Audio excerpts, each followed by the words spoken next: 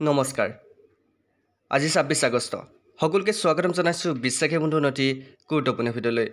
এডিআৰিৰ তৰফৰ পৰা এখন নতুনকৈ নটিচ মুকলি কৰি দিছে এক্সামৰ বাবে okay ADRE grade 3 grade 4 exam যিসকলে দিব তেওঁলোকে এডমিট কাৰ্ডসমূহ কেতিয়াকৈ ডাউনলোড কৰিব পাৰিব আৰু তেওঁলোকৰ এক্সামসমূহ কেতিয়া হ'ব সবিশেষ এডিআৰিয়ে কনফাৰ্ম কৰি দিছে কিয়নো মাজতে এছএছচি পৰীক্ষা অনুষ্ঠিত কৰিম বুলি কোৱাত এডিআৰি যিসকল কেণ্ডিডেট আছে সেইসকলৰ মাজত হাহাকাৰৰ সৃষ্টি হৈছিল কাৰণ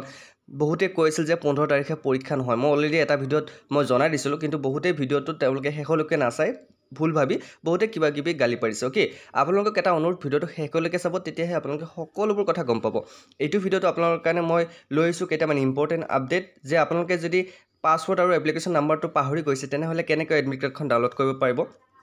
আৰু 15 তাৰিখে যেটো আপোনাৰ পৰীক্ষা অনুষ্ঠিত হ'ব আপোনালোকৰ এডমিট কাৰ্ডসমূহ কেতিয়াকৈ ডাউনলোড কৰিব পাৰিব এখন নটিচৰ জৰিয়তে তেওঁলোকে দেখাই দিছে মই আপোনালোকক সবিশেষ নটিচখন দেখুৱাই দিম তাৰ লগে আপোনালোকে যদি আমাৰ পিডিএফবোৰ এতিয়ালৈকে বাই কৰা নাই কাৰণ বহুতো ইম্পৰ্টেণ্ট আমি মক টেষ্টৰ লগতে টেষ্ট পেপাৰ আমি 99 ৰুপিছত দি থৈ দিয়া আছে পিডিএফবোৰ যদি আপোনালোকে আমাৰ বিচাৰে তেনেহ'লে কমেণ্ট কৰিব আমাৰ পিডিএফবোৰ আপোনালোকে আমাৰ এইটো হোৱাটছআপ নাম্বাৰ দিয়া আছে ইয়াতে কণ্টেক্ট কৰিলে আপোনালোকে পিডিএফবোৰ পাব 99ত আপোনালোকে অল পিডিএফ পাব আৰু 29ত মাত্ৰ আপোনালোকে 41টা পিডিএফ পাব ইম্পৰ্টেণ্ট পিডিএফ পাব যিটো লাগে আপোনালোকক মোক কণ্টেক্ট কৰিলে হ'ল হোৱাটছআপ নাম্বাৰটো দিয়া আছে আপোনালোকে স্ক্ৰীনশ্বট মাৰি লওক আৰু এই নাম্বাৰটোত কণ্টেক্ট কৰিলে হ'ল অ'কে বা কমেণ্ট বক্সত কণ্টেক্ট কৰিলে আপোনালোকে পাই যাব এতিয়া মেইন কথাটো আহিছে কি নটিচ আহিছে চাই লওক এডিআৰিৰ তৰফৰ পৰা এখন নটিচ আহিছে নটিচখনত তেওঁলোকে এক্সাম ডেটটো মেনশ্যন কৰি দিছে এক্সাম ডেট দিছে ইয়াতে চাই লওক category of written examination SSLC level high secondary লেভেলত যিকোনো আপোনাৰ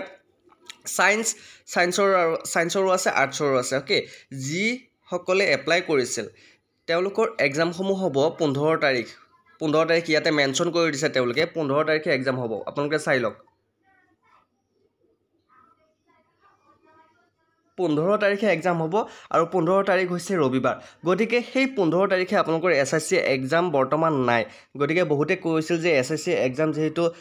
9 তাৰিখৰ পৰা আপোনাৰ 29 তাৰিখলৈকে আছে গতিকে এডিআৰি এক্সাম বহুতে কৈ আছিল নহয় বুলি কিন্তু এডিআৰিয়ে এইটো কনফাৰ্ম কৰি দিছে যে আপোনালোকৰ এডিআৰি এক্সাম হ'ব 15 তাৰিখেই হ'ব আপোনালোকৰ এক্সাম আছে 10:30 পৰা 1:30 বজালৈকে 1:30লৈকে আপোনালোকৰ এক্সাম হ'ব গতিকে আপোনালোকে এতিয়ালৈকে যদি পঢ়া নাই পঢ়ি লওক আৰু পিডিএফসমূহ যদি আপোনালোকে ডাউনলোড কৰা নাই আমাৰ তাৰ পৰা আপোনালোকে ফ্ৰী পিডিএফ লাগিলে টেলিগ্ৰাম চেনেলৰ ডিছক্ৰিপশ্যন লিংক আছে আপোনালোকে টেলিগ্ৰাম চেনেলত গৈও আপোনালোকে ফ্ৰী পিডিএফ লাভ কৰিব আৰু লগতে আপোনালোকে যদি ইম্পৰ্টেণ্ট টেষ্ট পেপাৰ কেইখন আপোনালোকে যদি বিচাৰে আমাৰ বহুত ইম্পৰ্টেণ্ট টেষ্ট পেপাৰ আপোনালোকৰ কাৰণে লৈ আহিছোঁ লুচেন জিকে আছামিয়াৰ বুক তাৰপিছত NCERT বুকখিনি যদি আপোনালোকে বিচাৰে তেনেহ'লে আপোনালোকে 99 এটা পে' কৰি আপোনালোকে আমাৰ পিডিএফসমূহ বাই কৰি ল'ব পাৰিব ওৱান টাইম পে'মেণ্ট বেছি নহয় আপুনি একবাৰে পে'মেণ্ট কৰিব লাগিব তাৰপিছত আৰু নালাগে ইয়াত আৰু কেইটামান কথা তেওঁলোকে মেনশ্যন কৰি দিছে মই কথাখিনি মই আপোনাক কৈ আছোঁ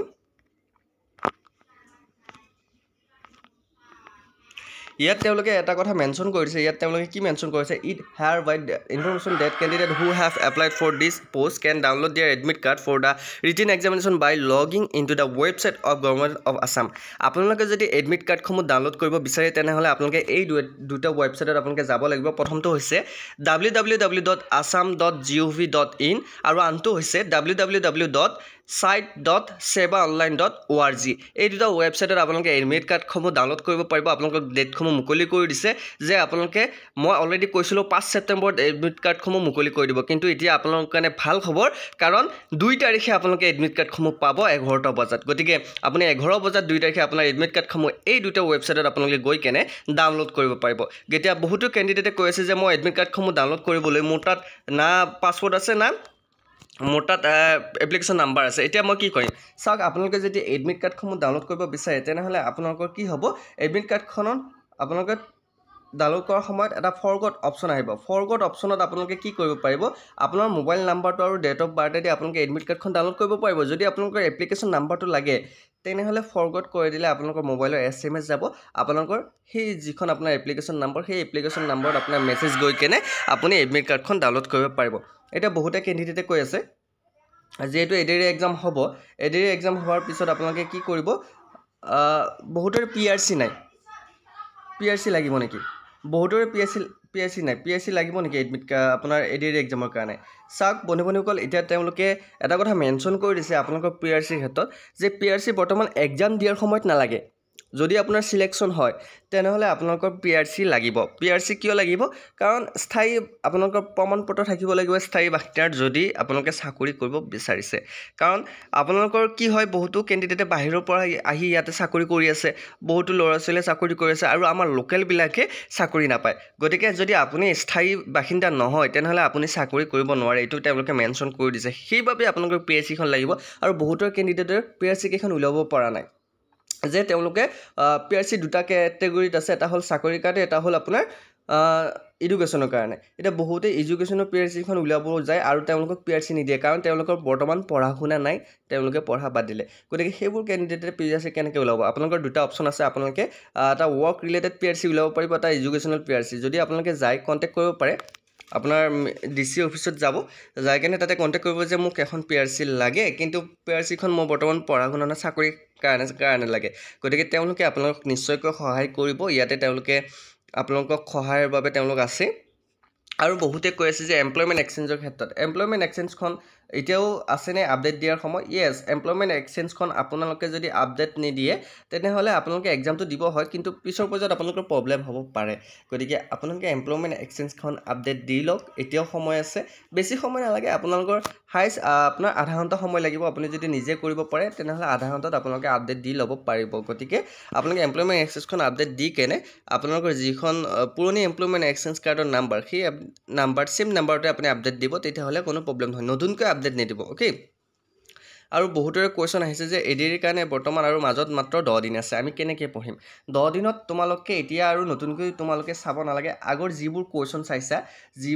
চাইছা আৰু তোমালোকে মক টেষ্ট দিয়া এইকেইদিন মক টেষ্ট দিলে তোমালোকৰ মাইণ্ডটো প্ৰিপেয়াৰ হ'ব ওকে তোমালোকে মক টেষ্ট দিয়া আৰু তোমালোকে তিনিটা কেটেগৰীত মই অলৰেডি কৈছোঁ এইকেইদিন আৰু তোমালোকে কষ্ট নকৰিব মই কোৱা নাই এইকেইদিন তোমালোকে যিমান পাৰে সিমান কষ্ট কৰা তিনিটা কেটেগৰীত ভাগ কৰি লোৱা ৰাতিপুৱা তোমালোকে জিকে চোৱা দুপৰীয়া তোমালোকে ইংলিছ চোৱা আৰু আবেলি সময়ত তোমালোকে মেথছ চোৱা ৰিভিজন কৰা যিমান পাৰে সিমান ৰিভাইজ কৰা আৰু আগৰ কুৱেশ্যন পেপাৰসমূহ যিমান পাৰে সিমান চোৱা ওকে মডেল কুৱেশ্যন পেপাৰ চোৱা মোৰ চেনেলত চাব লাগে বুলি কোৱা নাই ভাল ইউটিউব চেনেল আছে তাতে চোৱা মডেল কুৱেশ্যন পেপাৰ চোৱা আৰু মক টেষ্ট যদি তোমালোকে বাই কৰা নাই অকল মোৰ বাই কৰিব লাগে বুলি কোৱা নাই বেলেগৰ পৰাও তোমালোকে বাই কৰি ল'ব পাৰিবা ধুনীয়া ইউটিউব চেনেল আছে হয়নে তোমালোকে যদি মক টেষ্টৰ PDF লাগে তোমালোকে বাই কৰি ল'ব পাৰিবা আৰু মক টেষ্টসমূহ প্ৰেক্টিছ কৰা এটাই কাৰণ হ'ল মক টেষ্টসমূহ প্ৰেক্টিছ কৰিলে তোমালোকে কুৱেশ্যনসমূহ মনত থাকিব অবজাৰ্ভ হ'ব শাৰ্পনেছ মাইণ্ডটো শাৰ্প হ'ব ওকে তোমালোকে যিটো কুৱেশ্যন দেখুৱা সেইটো কুৱেশ্যন তোমালোকে এক্সামৰ কাৰণে তোমালোকে অলৰেডি প্ৰিপেয়াৰ হৈ থাকিবা গতিকে সেইকাৰণে মক টেষ্টটো বহুত ইম্পৰ্টেণ্ট তোমালোকে মক টেষ্ট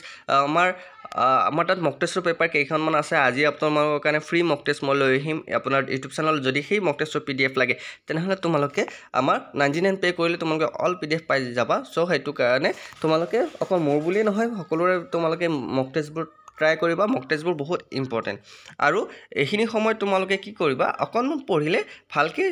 আৰু দুটাবাৰ যাতে চাব নালাগে সেইটো তোমালোকে মন কৰিবা চ' আমাৰ আপডেটখিনি এইখিনিয়ে আছিল তোমালোকৰ সহায়ৰ বাবে মই যিখিনি কথা ক'লোঁ আশা কৰোঁ তোমালোকে বুজি পাইছা যদি বুজি পাইছা লাইক কমেণ্ট শ্বেয়াৰ আৰু আমাৰ বিশ্বাসী চেনেলটো ছাবস্ক্ৰাইব কৰি দিবলৈ নাপাহৰিবা আজিলৈ অন্য এটা ভিডিঅ'ত লগ পোৱাৰ প্ৰতিশ্ৰুতি জয় হিন্দ জয় অসম